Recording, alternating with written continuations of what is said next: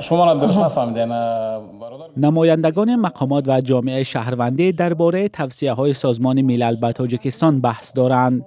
3 سال پیش کمیته حقوق بشر سازمان ملل از تهدید به خبرنگاران و مانع شدن به فعالیت آنها در تاجیکستان نگرانی کرده بود.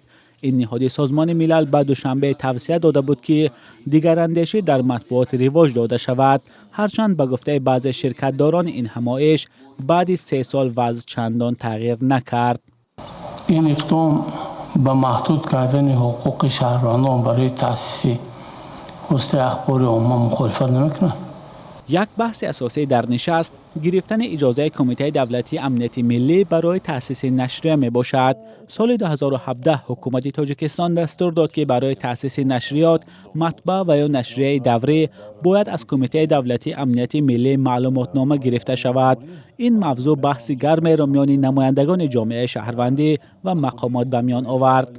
بیوسته از روی توصیه اگر نگاه کنیم قسم 47 بندی 3 150 مجله، 164 روزنامه، از اینها 118 دولتی، 48 مستقل، مجله ها باشد 123 دولتی و 27 مستقل می باشد.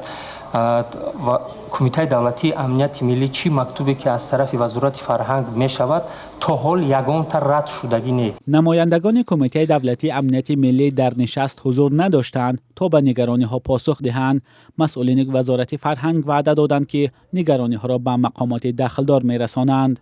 بحث دیگر در این نشست مشکل دسترسی به اطلاع بود. نورالدین قرشبایف رهبر انجمن وسایط اخبار عامه مستقل گفت قانونگذاری ترتیب گرفتن اطلاع را مشخص کرده است، اما نه در همه حالت این مقررات ها اجرا می شوند.